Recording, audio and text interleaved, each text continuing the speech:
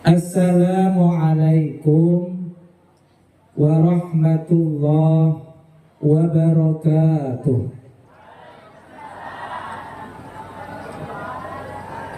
Alhamdulillahi rabbil alamin. Wabihi nasta'inu ala umurid dunya waddin. Wassalatu wassalamu ala asrafil anbiya'i wal mursalin wa ala alihi wa ashabihi ajma'in. Wa la hawla wa la quwwata illa billahil aliyyil azim. Rabbi shrah li sadri wa yassir li amri wahlul 'uqdatam min lisani yafqahu qawli, amma ba'du. Pak Yai Sahid nggih guru kula. Terus Pak Ustadz Amir ngapunten nih. Dan jadi MC tadi bilang suruh ular-ular. Umurku jempong Bu. Ono mengenai ular-ular kayak ora pantes nih. Terus suruh nasihati saya pun menjadi orang baik. Ngobrol mawon nggih, ngobrol ngaji bareng. Bapak-bapak, ibu-ibu hadirin wal hadirat rahimakumullah. Jadi ketika kita bicara nikah, nggih, Kang Askan, Mbak Husnul, nikah itu adalah ibadah. Dalilnya apa nikah itu ibadah? An-nikahu sunnati famar raghiba an sunnati falaysa minni. Karena nikah adalah sunnati, tindak tanduk Nabi, sunahnya Nabi, maka nikah itu adalah ibadah. Nggih, Mbak Askan, nikah itu adalah ibadah. Kang Askan, nggih. Maklum urung kenal, jadi urung ate akrab nggih. Maka karena nikah itu adalah ibadah, sehingga segala apapun yang nanti jenengan lakukan di dalam rumah tangga, asalkan itu berupa kebaikan, maka itu ada nilai pahalanya. Tidur bareng pahala. Bahkan diterangkan dalam kitab Uqudul Jain, ketika seorang suami istri saling bertatap-tatapan, saling berpandang-pandangan dengan pandangan kasih sayang, dengan pandangan saling cinta karena Allah Subhanahu wa ta'ala, maka hal itu akan menarik rahmatnya Allah kepada keluarga tersebut. Memandang, menatap, Kang Askan, boten melotot, menatap. Nanti kalau melotot lain ceritanya. Maka nikah ini adalah ibadah. Dan ibadah yang paling lama adalah nikah. Namanya nikah adalah ibadah yang paling lama. Pasti perlu yang namanya, karena nikah adalah ibadah yang paling lama, pasti di situ nanti akan ada cobaan-cobaan yang besar. Setiap ibadah pahalanya besar, pasti akan ada ujian-ujian yang besar. Sehingga poin yang pertama adalah nikah itu adalah ibadah, dan poin yang kedua, nikah itu adalah merupakan sekolah. Karena nikah adalah merupakan sekolah, maka nikah adalah tempat belajar yang paling lama. Nggih, Kang Askan. Dulu, sekarang titelnya SH. Dulu sebelum SH SMA. Sebelum SMA SMP. Jenengan riyen ketika SMP naik SMA lewat ujian enggak? Atau langsung loncat ke SMA gitu? Oh enggak. Ujian. Karena nikah adalah ibarat sekolah.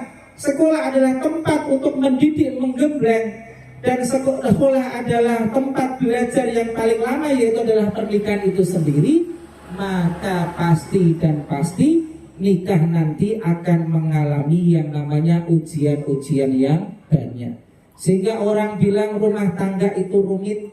Kalau sederhana bukan rumah tangga tapi rumah makan. Kalau sederhana apa? Rumah makan di Jambi. Maka rumah tangga rumit.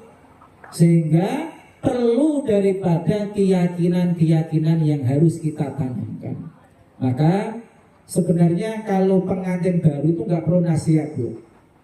yang perlu kita ini yang pengantin lama ini. Benar nggak Bu? Kalau tanggal Bu, dulu jenengan ketika pengantin baru, ketika jenengan dandan lama, suami nunggu lama, suaminya marah nggak? Marah nggak ketika pengantin baru, marah nggak? Nggak marah. Sekarang sudah umur 50 tahun, kondangan nunggu berjam-jam. Sampai naik motor suaminya bilang apa? Masya Allah, pakai beda opor rampung-rampung. Ngamuk-ngamuk. Tapi kalau pengantin baru jatuh aja, Masya Allah, hati-hati ya Allah, hati-hati. Dilos-los. Kalau sudah pengantin lama, pengantin basi, meripak muda kok di rawa-roh dalan, makanya nubruk-nubruk, disalah-salahin. Okay? Maka untuk Mas Askan, Mas Mbak Husnul, nikah itu adalah merupakan ibadah, sehingga ibadah yang akan kita lakukan di dalam pernikahan itu ada nilainya ketika diilmoni. Akan ada nilainya ketika diilmoni. Apa maksudnya diilmoni itu? Harus tahu tentang ilmu-ilmu dalam rumah tangga. Kunci keberhasilan rumah tangga itu bukan ditentukan karena banyaknya harta, karena hebatnya jabatan, karena apapun, tetapi kunci kebahagiaan di dalam rumah tangga yang pertama adalah ketika orang tersebut pertama kali hendak melakukan nikah, yang pertama adalah nikah niat karena Allah Subhanahu wa Ta'ala. Ketika Mas Askan menikahi Mbak Husnul Khotimah, atau ketika kita seseorang menikahi seseorang, cinta kepada seseorang karena wajah, karena ketampanan pasangan kita atau kecantikan pasangan kita, maka cantiknya wajah, tampannya wajah itu ada expirednya, ada kadaluarsanya. Yang sekarang cantik, yang sekarang imut-imut, yang sekarang kulitnya kenceng, tunggu 30 tahun yang akan datang, yang kulit kencang menjadi keriput, yang badan kecil menjadi gemuk karena sukses dalam menghidupinya. Maka ketika orang cinta nikah karena memandang fisik, maka cinta itu akan hilang dengan hilangnya berubahnya fisik seseorang. Sehingga Pak Kang Askan, nikah jangan mandang fisik. Okay. Yang kedua, ketika orang nikah atau ketika orang mencintai pasangannya karena hartanya, maka harta itu ada habisnya. Sehingga ketika orang menikahi seseorang, cinta kepada seseorang karena hartanya, ketika harta itu hilang, ketika harta itu habis, maka cinta dan nikahnya pun akan hilang, dan nikahnya pun akan hancur karena gara-gara hartanya habis. Begitu juga kalau orang, saya cinta kepada pasangan saya menikahi karena pasangan saya punya jabatan yang tinggi, punya kedudukan yang tinggi, maka ingatlah Kang Askan, jabatan itu ada masa pensiunnya. Gak akan ada orang punya jabatan kok kekal sampai mati, enggak. 60 tahun yang pegawai negeri ya pensiun. Ya kalau jenengan nikahi Mbak Husnul karena jabatan, berarti makin umur 60 tahun wis hilang jabatannya kok sadeke bubar. Nikah karena apa? Nikah karena, ingatlah, nikah karena Allah Subhanahu wa Ta'ala. Ketika jenengan nikah, bismillah tawakkaltu 'alallah, saya nikah karena akan mencari ridhonya Allah, saya nikah karena ingin menyempurnakan separuh agama saya, maka yakin di balik pernikahan nanti pasti akan ada ma'unah, pasti akan ada pertolongan Allah Subhanahu wa Ta'ala yang akan diberikan kepada rumah tangga tersebut. Mbak Husnul, Kang Askan ingin rumah tangga bahagia, ingin orang mantep, ingin gak? Ingin. Maka bagaimana rumah tangga supaya bahagia? Saya akan berikan 3 resep, 3 hadis dari ini guru keluar ya Pak ya Said. Nah acara walimah keluar sih ramang suwe-suwe kan ngeten. Pengantin senangnya suwe-suwe, senangnya jenengan budal kan ngono kan Askan ya. Kapan rampungnya nunggu jam sama bengi suwe ini minta ampun, tinggal rampung tinggal berdua sendirian, seolah-olah dunia milik sendiri. Jadi ulang sama sekedap lah buatan mungkin. Yang pertama ya, Kang Askan, yang pertama pegangi hadis ini. Yang pertama adalah Nabi mengatakan, ini nasihat sebenarnya nasihat kepada Ibnu Abbas, tapi buat kita semua. Dalam rumah tangga kunci pertama adalah ihfadillah yahfadka. Napa Kang? Ihfadillah yahfadka. Ini hadis tenar. Jagalah Allah, maknanya jagalah semua perintah-perintah Allah. Dengan bukti kita mentaati segala perintah-perintah Allah, yahfadka, pasti Allah akan menjagamu, pasti Allah akan menunaikan semua hajat-hajatmu. Ketika kita dalam rumah tangga mengedepankan agama, mengedepankan perintah Allah, dibalik semuanya pasti nanti rumah tangga kita akan bahagia. Maka perintah Allah yang paling utama adalah sholat. Maka jangan sampai mentang-mentang pengantin baru engko subuh kobo, gak repot niku. Mentang-mentang pengantin baru yang tadinya rajin sholat, malah ikan ibadah juga lali sholat, ya niku rusak kabeh. Maka ketika jenengan pengantin baru pertama kali, ketika jenengan belum melakukan aktivitas apapun dengan istri jenengan, maka sholatlah 2 rakaat, sholat hajat. Minta sama Allah apa yang jenengan minta ya Allah, berikanlah kami ketentraman dalam rumah tangga. Ya Allah, jauhkanlah kami dari segala kesusahan dalam rumah tangga. Ya Allah, mudahkanlah kami dalam mengarungi bahtera rumah tangga. Karena kehidupan berumah tangga, kata orang Jawa niki nggih Pak Yai, wong Jawa ngandhake wong nikah niku enake sak klenteng, susahe sak rendeng. Kan jarane ngenten nggih. Enake sak klenteng, susahe sak rendeng. Ini tadi bagi siapa? Bagi orang yang tidak bisa menghadapi daripada ujian-ujian dalam rumah tangga. Maka ketika pandangan kita adalah Allah Subhanahu wa ta'ala, maka selesai masalah. Maka jenengan Kang Askan hanya punya mata dua. Mata dua ini nggak mungkin bisa mengawasi segala aktivitas Mbak Husnul. Maka serahkan kepada Allah Subhanahu wa ta'ala. Yang punya Mbak Husnul adalah Allah. Ketika jenengan taat sama Allah, maka nanti Allah pun akan tundukkan hati Mbak Husnul taat kepada jenengan. Tetapi ketika jenengan berani sama perintah Allah, berani melanggar perintah-perintah Allah, malah menjauhi segala apa yang diperintah Allah, sholat ditinggalkan, kewajiban kepada seorang muslim nggak ditunaikan, kewajiban kita sebagai kepada Allah nggak ditunaikan, maka pasti musibah yang pertama akan datang kepada jenengan. Istri jenengan nanti bukan menjadi kawan, justru akan menjadi lawan buat jenengan.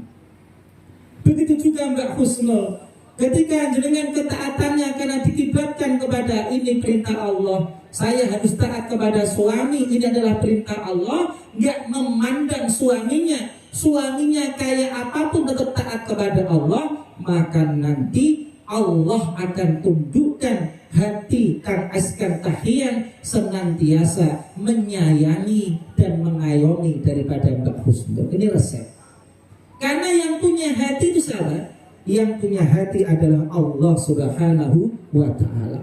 Ketika kita dekat yang punya hati yaitu Allah Subhanahu wa ta'ala, maka segala urusan kita pasti akan diselesaikan oleh Allah Subhanahu wa ta'ala. Terkadang kita jadi manusia itu aneh Pak Bu.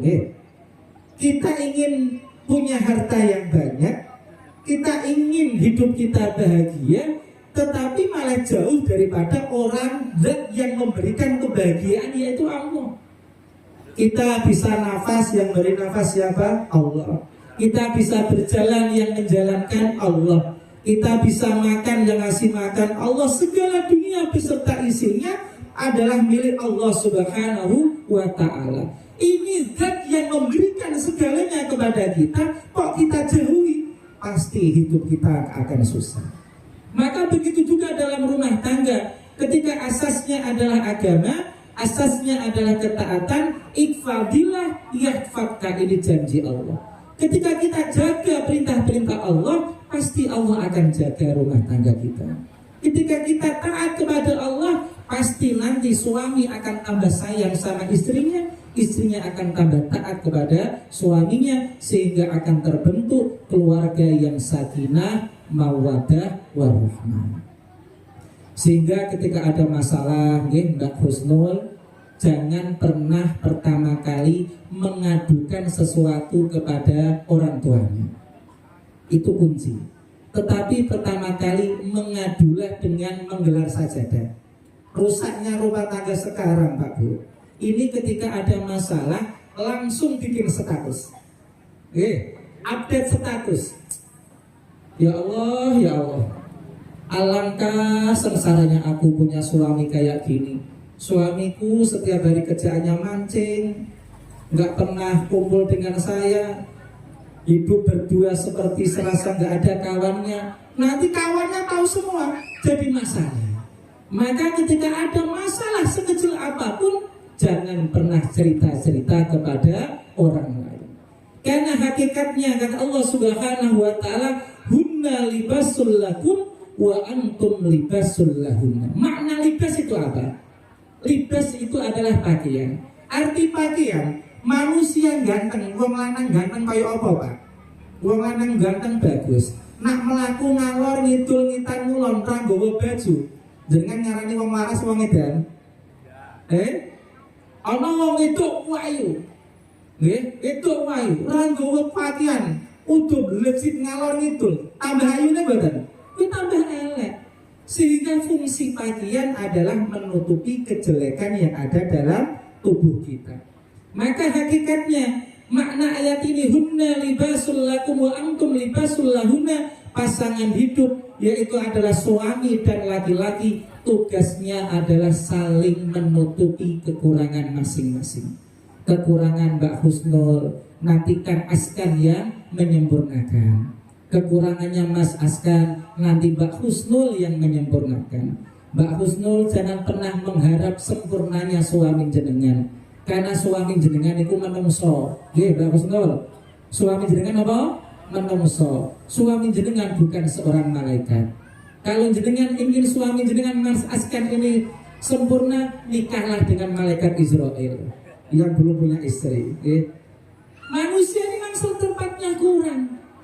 Manusia tempatnya kurang, sehingga setiap pasangan hidup perempuan punya pandangan hidup, suami saya adalah manusia, manusia adalah tempatnya salah. Maka ketika suaminya melakukan kesalahan, dia mudah memaafkan. Begitu juga seorang suami, istrinya adalah bukan seorang bidadari yang senantiasa wajahnya awet cantik terus gak pernah jelek. Namanya manusia, manusia terbuat dari tanah, maka apapun yang keluar dari tubuh kita itu adalah bau semua. Sehingga nanti perasaan dia pas kenalan loh, ambune wangi terus jari dikakaskan. Saya ini kok tanya itu rambutnya apa? Yo cerita ke, anggap aja itu aroma terapi buat jenengan. Maka ketika dinikmati kehidupan ini, senantiasa saling menjaga, senantiasa saling menutupi, senantiasa nggak mengumbar kekurangan pasangan satu sama lain, insya Allah hidup jenengan akan tenang, akan bahagia, jauh dari segala masalah. Timbulnya masalah itu pertama-tama gara-gara suka melihat kekurangan pasangan lain. Iman penyakitnya kita, Pak. Penyakit kita sekarang ini kebanyakan apa, Pak? Mudah sangat bisa berbuat baik kepada orang lain, tetapi sangat berat berbuat baik kepada keluarga. Bisa bercanda gurau dengan orang lain, tapi enggan bercanda gurau dengan keluarga. Jadi Mbak Husnul nanti jangan kaget. Wong lanang kuwi nak kumpul karo kancane iso cekikian, Mbak. Jenengan ngeten, Mbak. Nak ning pos ronda iso dia cerita. Giliran ning omah kaya apa nggih? Kaya perane kelas belas. Sing bapake nyekel HP, sing mboke nyekel HP, wong loro jejeran ra sapa-sapanan. Ya ikilah penyakit omah sekarang. Niku yang pertama napa Kang? Tadi hadisnya ihfadillah yahfadka, niki kunci. Niki buat kita semua kehidupan kita itu kunci. Kalau kita ingin punya anak yang sukses dunia akhirat, ya kita baik dulu. Wong kita kepingin punya anak yang soleh, kita kok nggak berusaha menjadi orang yang soleh, nanti anaknya ya susah menjadi anak yang soleh maupun solehah. Lalu resep yang kedua, hadis yang kedua, yaitu adalah hadis Nabi yang berbunyi khairukum li ahlihi. Sebaik-baik kalian adalah orang yang paling baik kepada keluarganya. Sebaik-baik kalian adalah orang yang paling baik kepada keluarganya. Wa anna khairukum li ahli. Sementara aku adalah orang yang paling baik terhadap keluargaku. Hadis yang kedua apa kan? Askan tadi khairukum li ahli.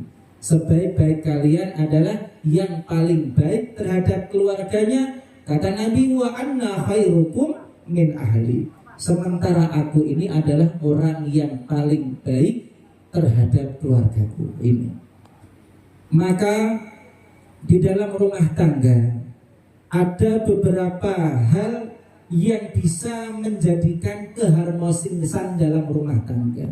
Ada 5 hal kebiasaan yang seandainya nanti Mas Askan lakukan, bujune jenengan Mbak Husnul yakin tambah sayang kali jenengan.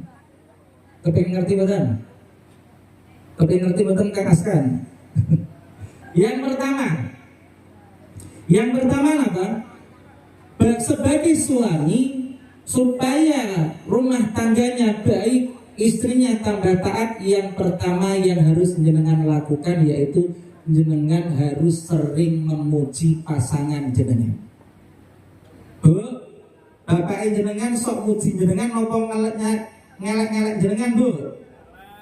Jenengan gawe kopi karo bapak ndelalah kopine jenengan kai ya. Bapak muni seneng nopo senep?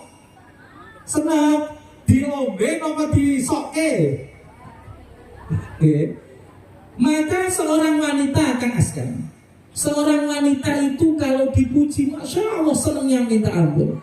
Nanti misalnya kamu rumah tangga, mau menjalani rumah tangga, lalu jenengan kan askan ngomong karo bapak, masya Allah, dek, aku wong sing paling bejo ning ngene bapak. Iki bojo wis wayu nih kayak gini, wis wayu, pinter, bokoh, masae enak. Langsung Mbak Husnul senyum-senyum, mlebu kamar ndelok cermin. Yo, aku ayu juga. Ora dikongkon apa-apa langsung, Mas, kepengen mangan apa, Mas? Masake kabeh. Sing Mas Askan lan njaluk ku lho dimasake. Gara-gara di alam. Kelemahane wong wedok iki teng pundi, Bu? Teng kuping. Kenapa seorang istri sekarang banyak menjauhi suaminya? Karena suaminya jarang menjanjung istrinya, lebih banyak main bojone. Nggih, Pak. Ruwaken nggih, Pak. Wong wedok niku wis masak kesel-kesel, disuguhke bukan yang dipangan ya Allah, masak wasin kayak ngene. Enten sing ngaten to mriki. Masak wasin kayak ngene. Jadi dipaidu terus. Engko sisuk sama ra dimasake, Pak.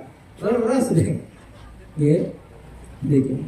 Begitu juga kalau nanti jenengan kok Mas Askan, jenengan kok enggak menyanjung istri jenengan, maka yang ada nanti akan ada perang dunia ketiga, piring kabur dan sebagainya.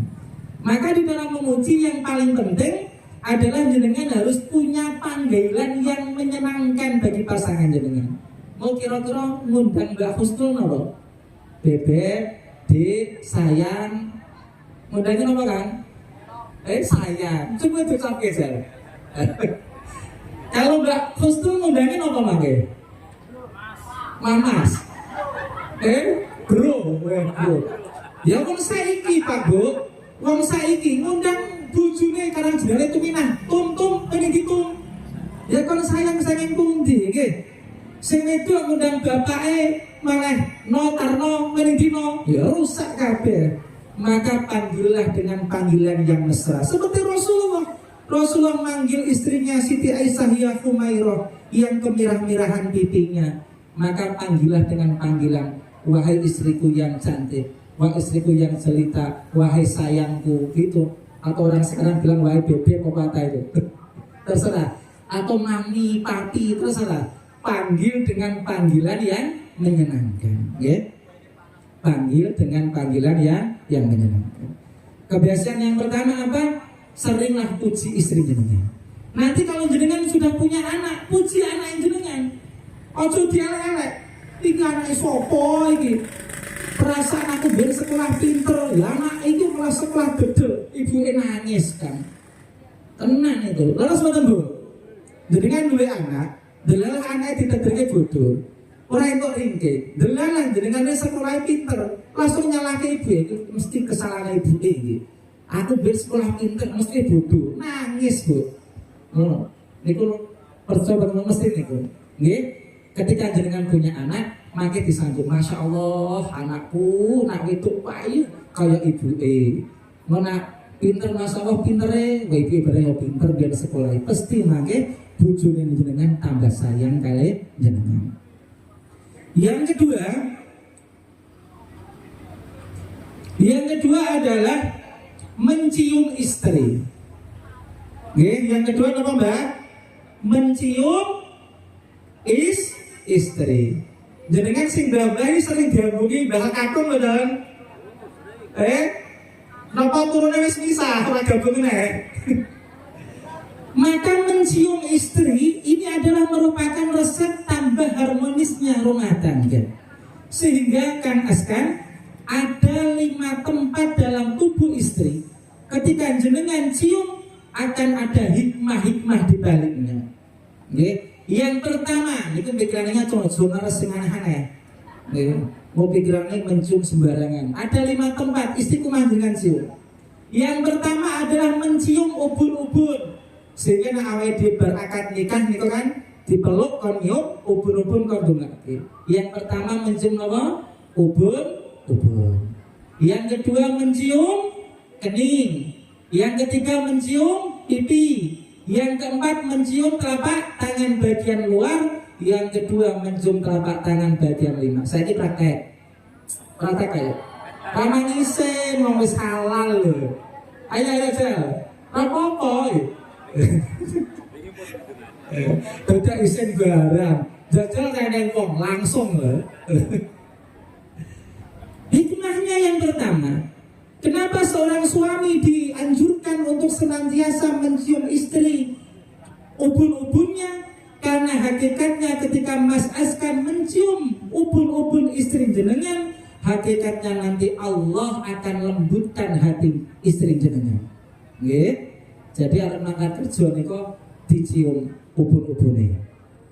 Nggih, Mbah wedok nak jenengan kepengin Mbah lanang bojone sing Mbah wedok kepengin tambah atine lembut, diambungi ubun-ubune, Mbah. Engko malah tekan omah diwambung digoleki, opo to Mbah Kakung isin karo anake. Ngeten ngalan.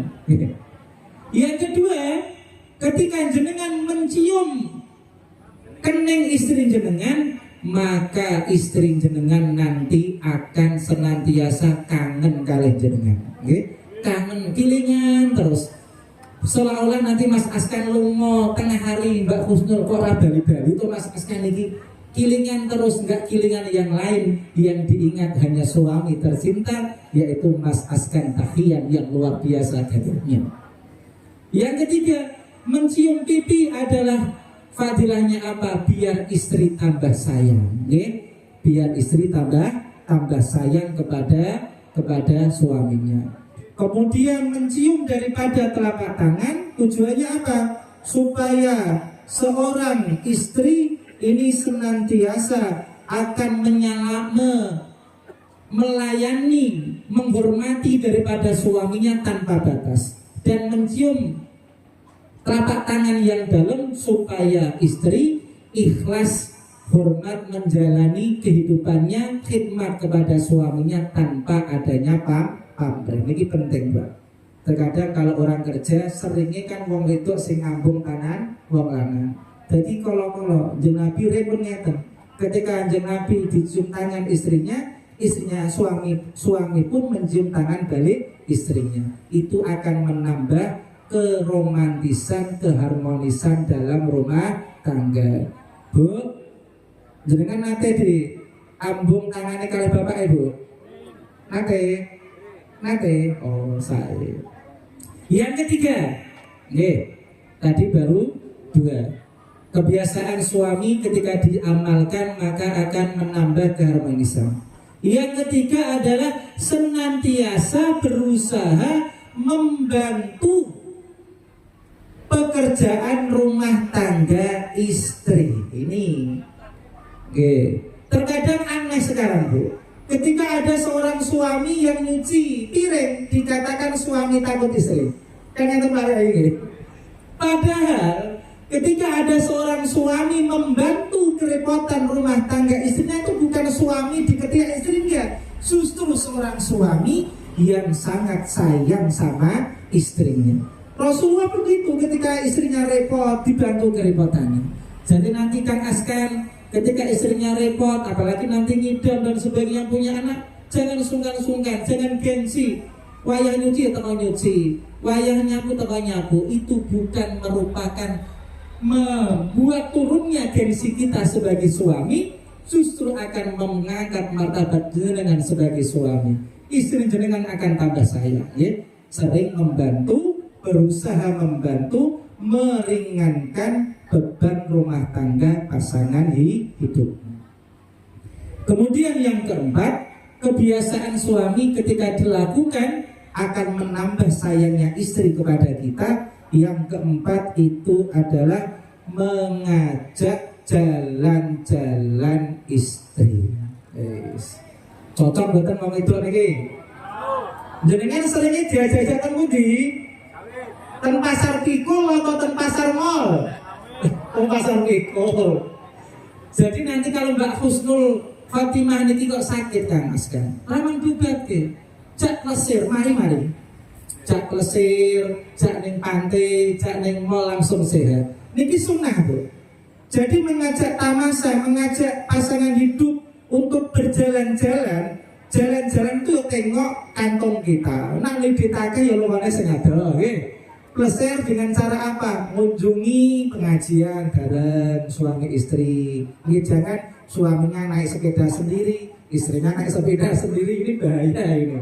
Maka bareng, ini akan menambah keharmonisan. Mengajak jalan-jalan keluarga sehingga kepenatan dalam rumah tangga, capeknya mengurus rumah tangga, capeknya mencari nafkah, dengan kita biasa jalan-jalan tak sebulan, tak 2 bulan untuk refreshing gitu, akan menambah kedekatan kita dengan pasangan kita. Makan berdua gitu. Jadi pularin gadah guru niku. Kok saniki masuk langsung kayak. Jadi terkadang sore-sore engko mangan baru wong loro. Kan kita pesan. Terkadang kita ini aneh. Suami makan di meja makan, istrinya makan di dapur. Jarang makan berdua. Kita askan kumpul sing mantan anyar, engko mangan sepiring berdua. Suap-suapan jos. Diamalke nggih. Ojo pas mau tok. Pas apa mau? Temu manten. Itu hakikatnya itu tarbiyah tadi pagi, tarbiyah pembelajaran. Yang kelima, ini pakai dengan lagi. Yang pertama lagi ngomong kan? Yang pertama adalah sering muji istri, sering disanjung. Ojo kena medu, tenan medu rusak. Makin jenengan yang Mbak Husnul kok dalam masanya rapate, kan amang tipe itu dipanen bareng Mbak. Kok orang pinter ngene, kok ojo medu. Ketika seorang istri itu nanti tipe itu sakitnya, masya Allah, tenan itu. Sehingga dikatakan dalam satu hadis bahwasanya al-mar'atu kal-mir'ah. Perempuan itu seperti kaca, gitu. Kaca itu ketika sudah pecah, walaupun bisa disambung-sambung lagi, tetapi pantulan cahayanya nggak akan sempurna. Begitu juga ketika hati seorang perempuan pun pernah jenengan sakiti, maka perempuan itu akan mudah memaafkan, tapi sulit melupakan. Leres nggak? Saya punya kawan itu, orang tua cerita. Wong itu ketika pernah disakiti 30 tahun yang lalu kejadian, 30 tahun yang lalu masih hafal. Kowe Mas biyen 30 tahun yang di sana pas aku jalan-jalan kepleset kok kaki wae. Cekilingan Pak. Wong itu kados niku, Maka penting. Yang pertama tadi apa kan? Sanjung istri. Yang kedua mencium istri. Yang ketiga bantu kerepotan rumah tangga istri. Yang keempat ajak jalan-jalan istri. Yang kelima apa? Yang kelima adalah suami senantiasa mencukupi, berusaha membelanjakan kebutuhan-kebutuhan istri. Istri kebutuhannya apa jenengan cukupi. Istri kebutuhannya apa jenengan cukupi. Lalu bagaimana supaya rumah tangga kita yang tadi fadilah-fadilah kita dapatkan, rumah tangga kita tentrem, maka ada 5 ta. Niki simpel mawon singkat. Yang pertama adalah tata'arrafu. Yang pertama apa? Tata'arrafu. Tata'arrafu. Apa itu tata'arrafu? Saling mengenal dan saling mengerti satu sama yang lain. Maka berusahalah mengerti keadaannya Mbak Husnul. Mbak Husnul pun mengenal keadaannya Mas Askan. Maka ketika rumah tangga pasangan hidup saling ta'aruf, saling mengenal, saling pengertian, maka insya Allah seberat apapun masalah-masalah yang akan datang akan bisa dihadapi. Yang pertama apa? Tata'arufu. Yang kedua adalah tata syawar. Segala apapun harus musyawarah. Karena kunci roh dalam rumah tangga ini adalah musyawarah. Ketika dalam rumah tangga senantiasa menjaga musyawarah, berarti masih hidup rumah tangga itu. Ketika dalam rumah tangga seorang suami ketika apa-apa musyawarah dengan istrinya, istrinya apa-apa musyawarah dengan suaminya, berarti ruhnya rumah tangga masih ada.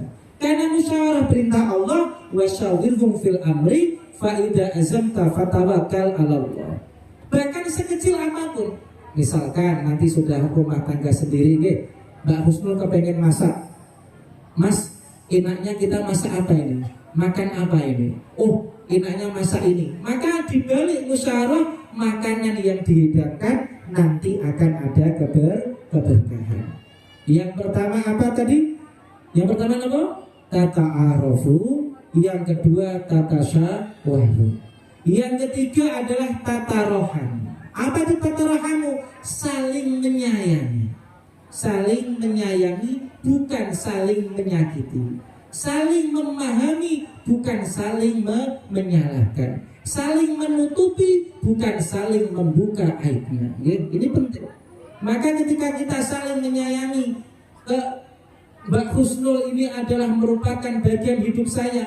Ketika Mbak Husnul sakit, saya pun akan merasakan sakit. Ketika Kang Askan susah, saya pun merasakan susah, kata Mbak Husnul. Ketika pasangan hidup sudah bisa semacam itu, insya Allah keluarga yang bahagia itu pasti akan mudah digapai.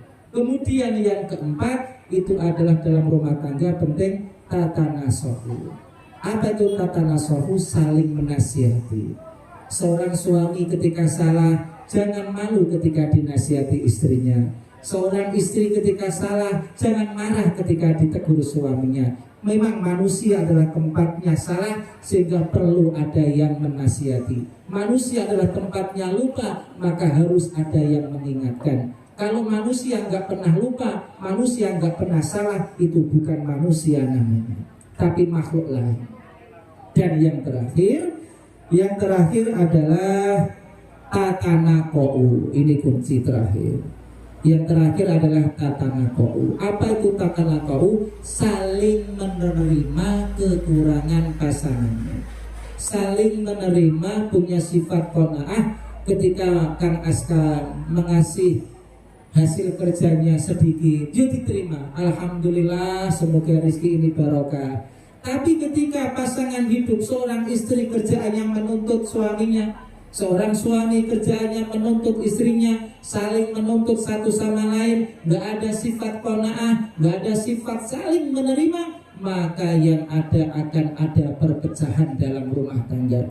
Padahal ketika rumah tangga itu bahagia, maka janji Nabi Muhammad SAW luar biasa. Tuba liman, kata Rasulullah, tuba liman bata hajan wa asbaha ghazian. Sangat beruntung sekali orang yang pagi-pagi bangun tidur mendapat pahala berperang, dan malam-malam bangun tidur mendapatkan pahala pergi haji. Malam itu pahala haji, si pagi-pagi itu pahala perang. Itu siapa? Orang yang bisa menjadikan rumah tangganya rumah tangga yang bahagia.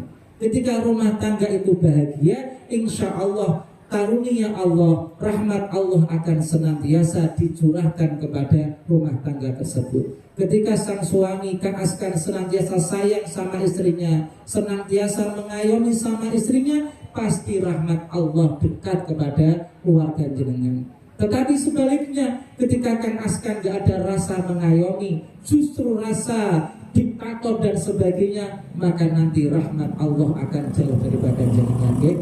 Maka poin tadi 5 tadi berusaha kita amalkan.